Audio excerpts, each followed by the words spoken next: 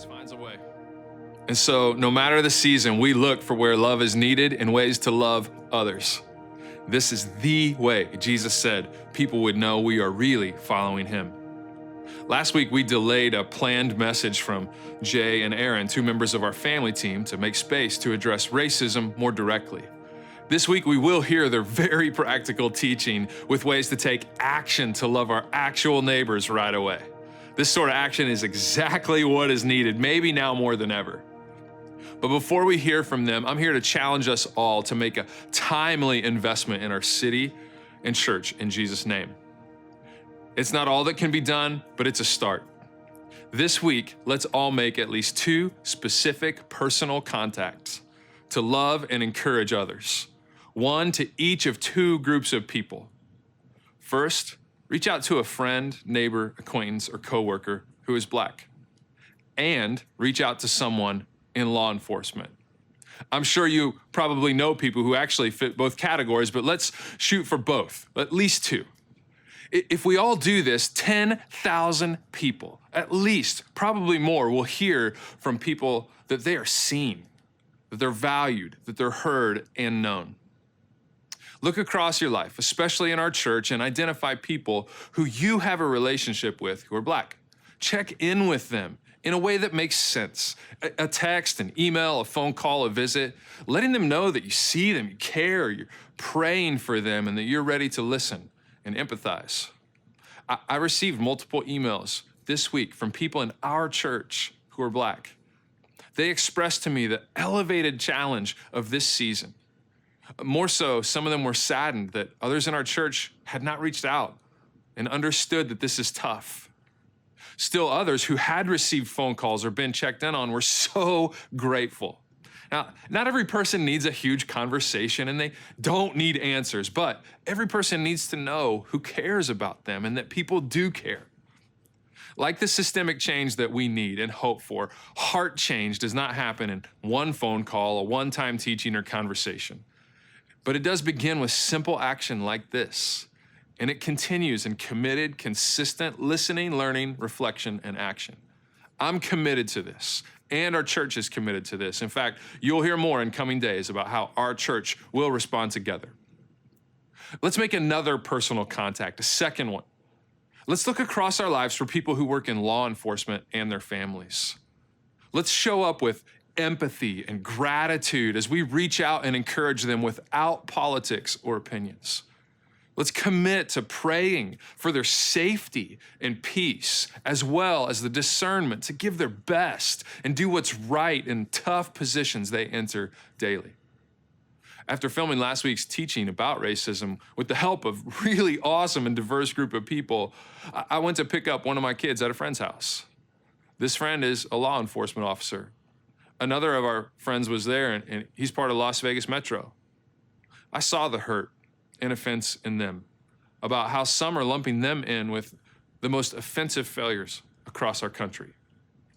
I saw the elevated concern in their spouses as some people here and elsewhere have targeted law enforcement randomly, assuming the worst of all of them. Now, I will stand here and say that racism is wrong. It's an insidious sin. It's not right. It's in all of us, and we need God's help to be better. I will also say that there is systemic racism that must be addressed, and we are all part of the solution. And I will stand here and say that it is wrong to assume all people in law enforcement fit a particular negative, calloused, or racist profile. Some of the very best women and men that I know work and risk their lives in law enforcement.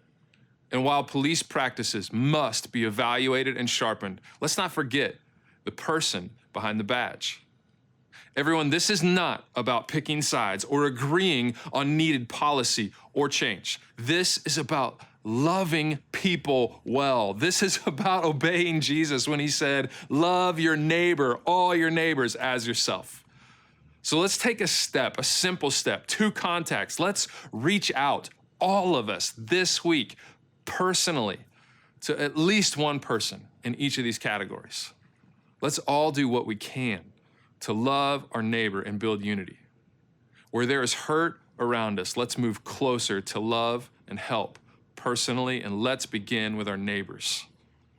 Jay and Erin are here to help us do just that as we continue our series, Love Your Neighbor.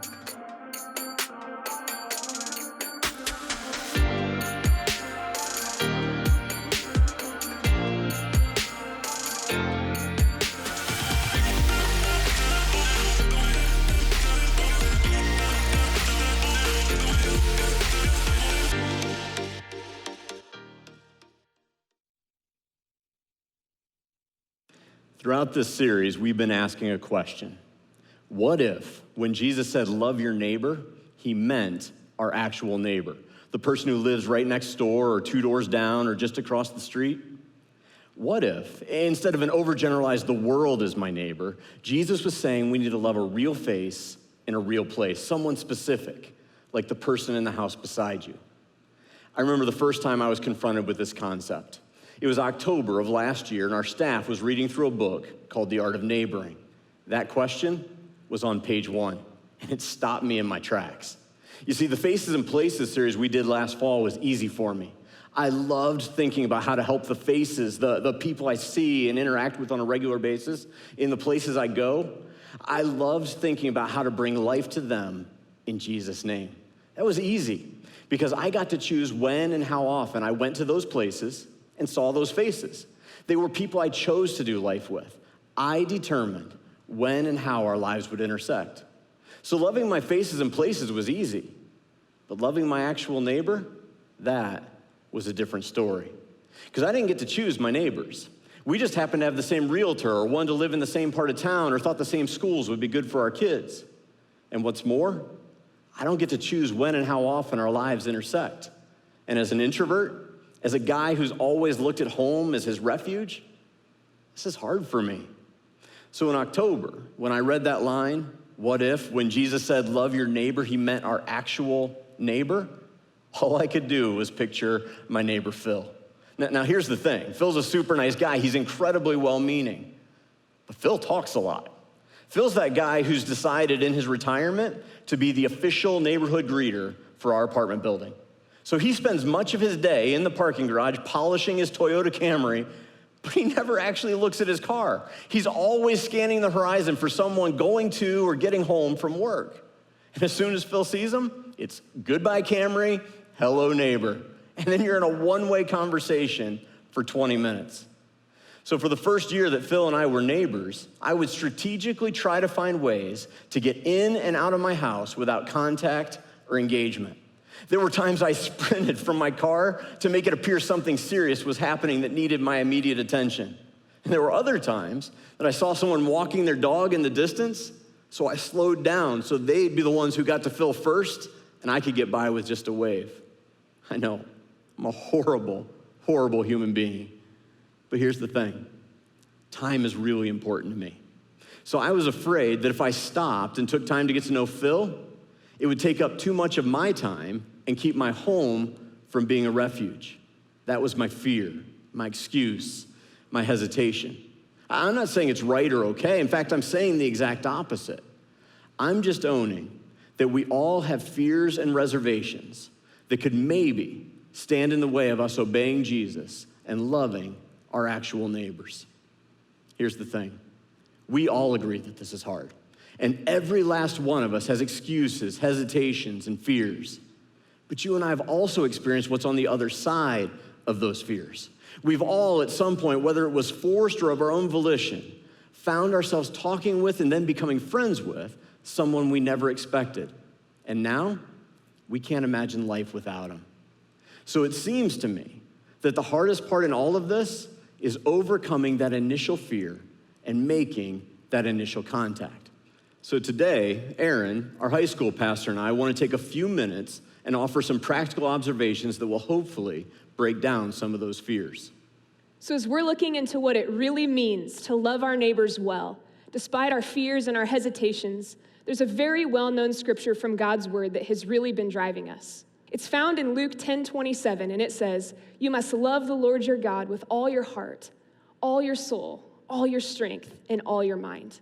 And love your neighbor as yourself." Jesus tells us right here to love your neighbor as yourself. And Jesus' words make us think. Maybe one of the best places to look for ideas on how to love others well is how we treat ourselves. We spend so much time thinking about what we want already. What if we just wrote those things down and put our neighbor's name on them? Maybe it's helpful to look closely at the things we ourselves want. I asked a few people this week, as well as asking myself this question: what are the things we want? Not even necessarily when it comes to our neighbors, but just in general. And I found that at the core of it all, there are two major things most people want. And I bet your neighbors want them too. We all want to be seen, and we all want to be known. When it comes to being seen, this could refer to the simple things or the deeper things as well. To be seen could literally mean that my neighbor sees me outside as I wheel my trash can out or as I work in the yard. But that's really not the extent to which we want to be seen. I mean, I want to be seen as a real person with a real story, not just by my name or by my job title or by what I can offer. Above all of those things, I'm a human being with a story, and so is my neighbor. So as we think about the fact that we want to be seen, and likely our neighbors do too, this can change how we approach really simple things. I heard a story that our lead pastor Drew told, where he said he looked outside, and some guys were working in front of a house down the street from him. So he thought to himself, what would I want if I was them right now? And he knew immediately, I would want something cold to drink. So Drew grabbed a couple of his boys and some Gatorades and walked down there and gave them to his neighbors. They had a great time together talking and hanging out. And why? It's honestly pretty simple. Drew chose to see those guys, to take the time to notice and to see. Not just the fact that they're outside in the heat, but that they're human beings with need, just like him. A small gesture that went a long way. But it doesn't just stop there. We don't just want to be seen and noticed. While that's definitely a first step, we also want to be known. This is where we take our relationships, and especially our neighboring, to the next level. And just like seeing other people, knowing them can look a lot of different ways too. As I look back on my own life, I can think of tons and tons of people who saw me. They valued me or noticed me in some way or another, but the list of people who have actually really known me, it's much smaller. And what's ironic about that is I really do long to be known. And I bet you do too. And so do your neighbors. I just moved to Las Vegas at the end of this past September, and I left a neighborhood and a community that I loved where I came from in Boise, Idaho. And I moved to a new house, in a new neighborhood, in a new city. If you've ever done that before, you know it brings its own joys and challenges. I was very fortunate to move here to be the high school pastor at Canyon Ridge, and so because of that, I naturally had some community already built into my life when I got here. But I'll never forget the feeling of coming from somewhere where I had been seen and known, and how desperately I longed to have that here. It didn't take long to befriend my neighbor Felton. Felton is the man. He's the 83-year-old African-American man who lives next door to me. And he's got the most incredible story, not to mention he's always watching out for me. But not long ago, Felton and I got into a long conversation about some of his past experiences, specifically regarding his wife. I could tell he was struggling as our conversation progressed, and he finally told me that his wife died 3 years ago, after they had been married for 60 years. As Felton told me the story, it's like I could see his walls coming down, and I was really getting to know him. I had moved from just seeing Felton around and noticing him when he was outside to actually beginning to really know him. One of the things Felton misses most about his wife is her home-cooked meals. So he has a system. Each day of the week, he frequents a different drive-thru in town for one of his meals. And he told me that Tuesday is Popeye's Day, because that's the day they have their special. So because of the conviction that this series and this command to love our neighbors has placed on me, This last Tuesday, I showed up at Felton's front door with his Popeyes before he could even go and get it. And let me tell you what, that was a sweet moment. I just want someone to know me. So as I've learned bits and pieces of Felton's story, I've taken the things I know I would want someone to do for me, and I've put his name on them. And it's already been such a rich journey. Like I said, this can be really simple. This isn't us pushing our way into people's lives or forcing them to want to be seen or known by us. Rather, it's just looking for opportunities. You can start by making a simple list of all the things you want, and then put your neighbor's name on those things and let that drive you to action.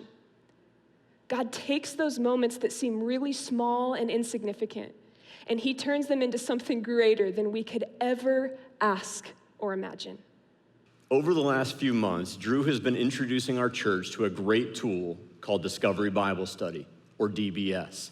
It's a really simple, easy way for any family, life group, or group of friends to interact with stories from the Bible and learn about Jesus and his plan for us.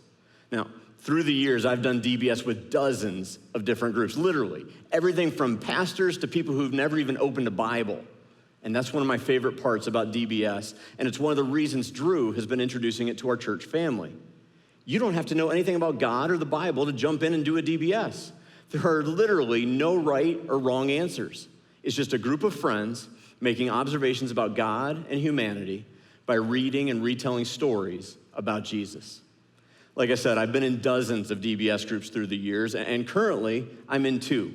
One on Monday nights with a group of my closest friends, and one on Wednesday afternoons with a group of young, high-capacity leaders between the ages of 16 and 20. And this group is so diverse. It's so much fun. There's Iggy, who's Mexican, Trevor, who's Chamorro, Clayton, who's a mix of white, black, and Hispanic, Hilton and Logan are black men, and then there's me, the old white dude. So you can only imagine the varied perspectives we bring to any story. Anyway, a couple weeks ago, we were looking at John chapter 6, verses 1 through 11, the story of Jesus feeding the 5,000. If you haven't heard it, the story goes something like this. Jesus and his friends arrive in a new town, but Jesus' reputation precedes him, and thousands come out to see him work miracles and heal the sick. So Jesus takes the opportunity presented by this crowd to test his friends and see if they know who he really is. He turns to his buddy Philip and says, "How are we gonna feed them?" And Philip's like, "No way, can't be done. It would take months and months of wages to buy enough food." But Andrew, another one of Jesus' friends, overhears the conversation. And he's like, "Well, there is this one kid who brought a sack lunch with him. Looks like, 5 loaves, couple fish. But what'll that do in a crowd this size?" Jesus is like, "Got this." And he has everybody sit down. And then he takes the boy's meager offering and starts multiplying it until not only is everyone fed, but there are leftovers. Have you heard the story before? Well, one of my favorite parts of DBS is that each time you gather, no matter how familiar or unfamiliar everyone is with the story, 2 or 3 people will retell it in their own words. And this is always a blast with my Wednesday DBS group. You should have heard these guys retell this story. They were saying things like, Jesus was like LeBron, so when he and his squad rolled into town, crowds swarmed him. He would have packed out T-Mobile. They talked about Jesus having the crowd sit down, crisscross applesauce. And Philip's response to Jesus was, "Hey, bro, we ain't got enough food for these peeps." But my favorite was when Hilton said Jesus flexed his God powers and introduced the first fish fry. So we laugh a lot as we tell and retell the story. But as we're doing that, we're also asking ourselves a serious question. What does this story teach us about people? What does it say about human nature? And this is where we come back to the idea of overcoming our fears and our excuses as we learn to love our neighbors. See, as the guys and I worked our way through the story, we were struck by how normal and understandable Philip's response was. Any one of us would have taken one look at the huge crowd and we would have known that the task of feeding them was impossible. And that's when it hit us. Sometimes we don't try anything because we know we can't do everything. Listen to that again. Sometimes we don't try anything because we know we can't do everything. Think about that in relation to loving your neighbor and your neighborhood. A lot of us don't want to start loving our neighbors because we know we don't have time for 50 new people in our lives. So we don't even try to get to know one. But maybe more than that, a lot of us don't put ourselves out there. We don't get involved because as church people, we get the wrong idea that Jesus tells us to love our neighbors so they'll become Christians and go to church. But do you remember what Erin said? She pointed out how Jesus said, love your neighbor as yourself. And think about it. Before you knew Jesus, you didn't want those crazy Jesus followers trying to convert you. You just wanted to be seen and known. So you gravitated to people who pursued you as a person, not those who saw you as a soul to save. Hold on to that thought. Erin's gonna come back to that in just a second, but first, as the guys and I work our way through the story each week, another question we ask is, what does this story teach us about God, Jesus, or his plan? And as we talked about what happened when the boy willingly took a step towards Jesus and offered the only solution he had, my buddy Logan said, hey, never underestimate what God will do with what you bring to the table. And he talked about how in Jesus' hands, lunch for a little boy becomes a feast for thousands. Then Clayton jumped in. He's like, God delivers what you can't. And he did this whole analogy of a little kid and a juice box and a straw, and it was crazy and a little weird. And I'm just telling you, DBS is fun. But anyway, the point is this. God's not asking us to do everything when it comes to our neighbors. He's just asking us to do something. I know I so desperately need the reminder that God will take the smallest thing and turn it into something greater than we ever could have dreamed for ourselves. But before we go out and seek to love our neighbors as we love ourselves, it's important that we check our motive. When it comes to any sort of relationship, there can be a motivation that drives us to pursuing that relationship. I'm a youth pastor, so the most entertaining one I see is the high school boy that's super into the high school girl, especially when she's not at all interested in him. Suddenly, his motivation in that friendship becomes strictly about impressing her or convincing her that she should date him. There's definitely an ulterior motive involved. There's a difference between ulterior and ultimate motivation. An ulterior motive is when something is intentionally kept concealed, while an ultimate motive is the furthest point of the journey. I've experienced the difference between ulterior and ultimate motives in my own life, specifically when I was interviewing for this job here at Canyon Ridge. Since Jay is my boss, he was in charge of the interview process. And I can tell you that from the very beginning, Jay demonstrated an ultimate motive for me in my life, rather than just an ulterior motive. Rather than just trying to convince me to come take this job so that I could make his life easier by taking some of the responsibilities off his plate, Jay's motive was far greater than that. His motive was the ultimate motive. Jay wanted God to be able to grow me and shape me into more of the person he created me to be. He wanted to see me grow as a leader and step out of my comfort zone and allow God to show me things I never could have seen had I stayed in my hometown forever. That's a powerful example of what it looks like to operate through an ultimate motive.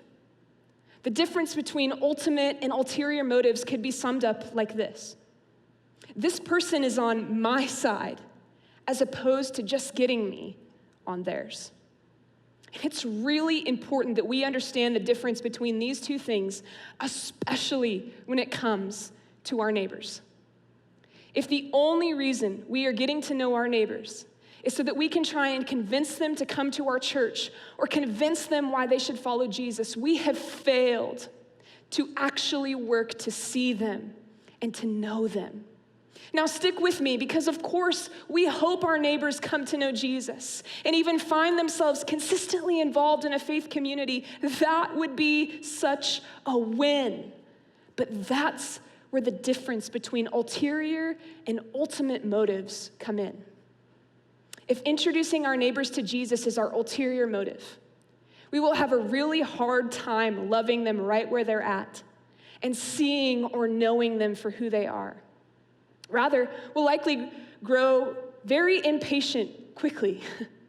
However, if introducing our neighbors to Jesus is our ultimate motive, our neighbors will get to know him because they got to know us. And that is worth celebrating. So if it's true that our neighbors long to be seen and known by us, we shouldn't just view them as a strategy or as a number, but as a human being with a story and a purpose that maybe we get to play a part in if we choose to take the time. It's good to check our motivation. In fact, one of the coolest things about our neighbors is they're one of the only kinds of relationships in our lives that doesn't really have any strings attached to it. I mean, my neighbors don't see me in my job role or as a daughter or as a sister. They see me as me, not as a title or a duty to be carried out. My neighbor Felton doesn't see me as Erin, the high school pastor. My neighbor Miss Lily doesn't see me as Erin, the daughter, or Erin, the sister, or even Erin, the close friend. To them, I'm just Erin. And that creates such an incredible opportunity to be seen and known by them in a really cool way. And you can extend the same thing to your neighbors.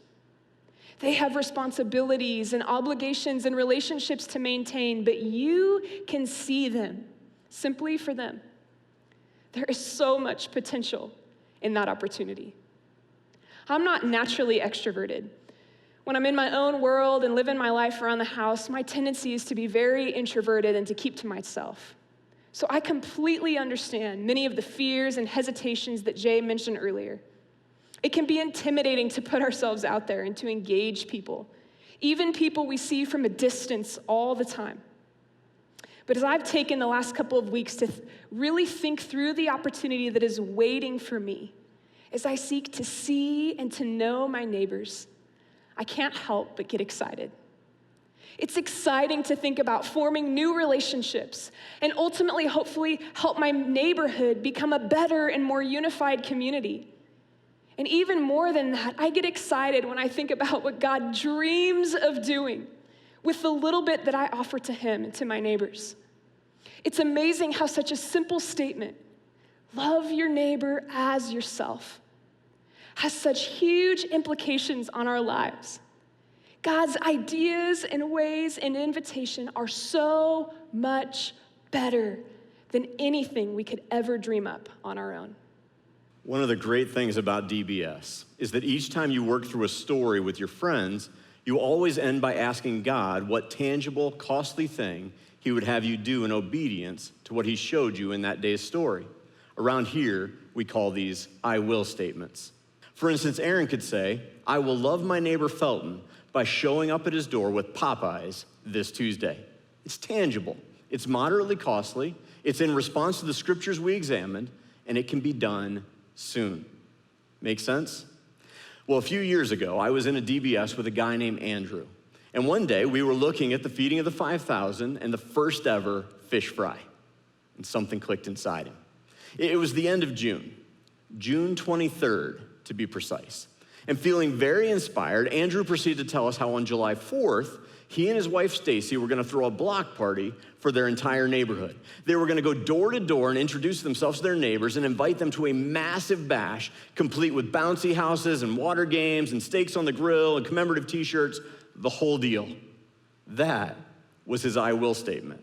Or maybe I should say it was his we will statement. A party for dozens of people he didn't know, costing thousands of dollars that his wife knew nothing about, that, oh, by the way, was all gonna happen in 11 days. Now, not wanting to break his spirit, but wanting to take it from feeding the 5,000 to offering a sack lunch, I suggested he adjust his I will statement to, I'll talk to my wife tonight about getting to know our neighbors and maybe one day throw a block party. Well, I sat down with them this past Saturday, nearly 3 years later, to hear how the stories unfolded since they first started talking about loving their neighbors. As it turns out, they did decide to throw a July 4th party that year, but at Stacy's suggestion, they only invited their next door neighbors who already had other plans. So July 4th came and went, but the desire to love their neighbors didn't. So on Halloween, they went door to door with treats for all their neighbors. And with each treat they handed out, they exchanged names and a few pleasantries, and then moved on. Then at Christmas, they made cookies for all their neighbors and again went door to door making small talk and wishing people a Merry Christmas. They were getting to know their neighbors' names, and their neighbors were getting to know theirs. So now it was easier to wave and say hi when they were out for a walk. Conversation became the norm on their street. And that's when they decided to take it to a new level.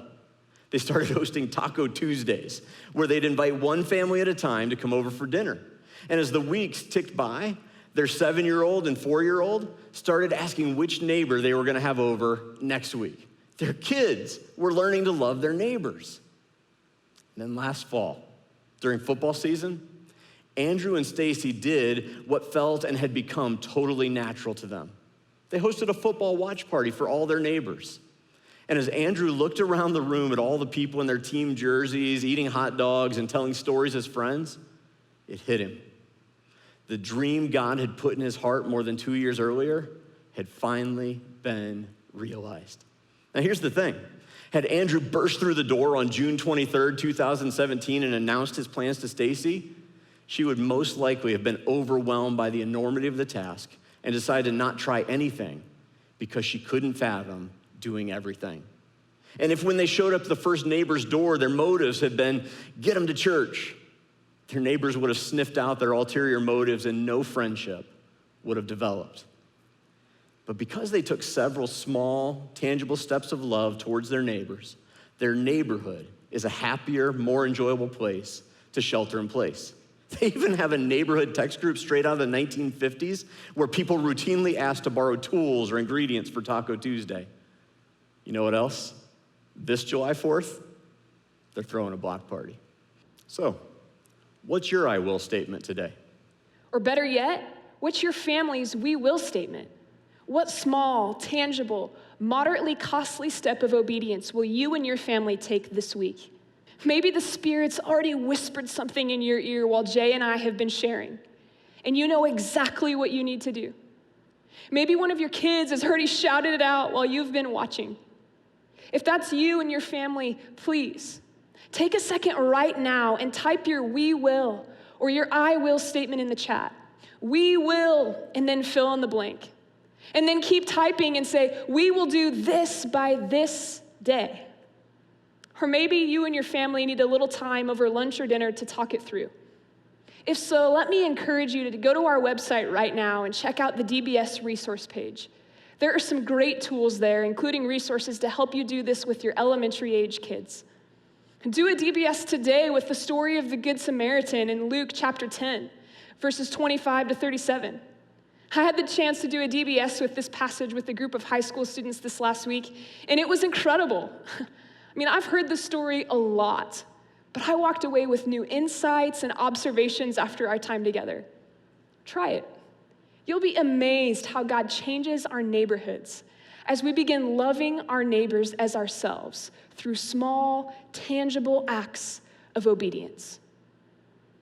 In a city filled with lost and broken people, it's more important than ever that we, the church, become the good Samaritans of our city. We need to stop and care for the hurting. We need to kneel beside the oppressed. But before we can stop or kneel, we first must go. Can we do that? Will we do that? Will we go?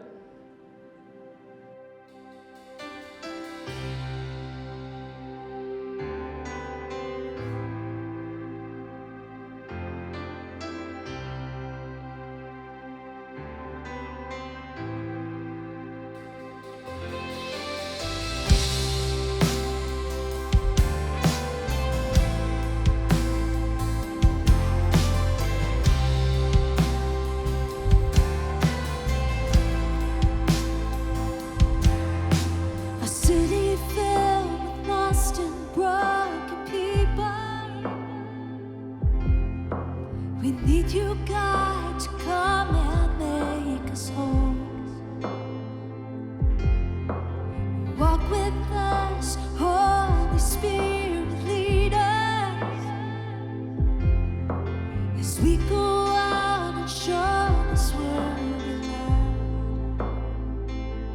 when we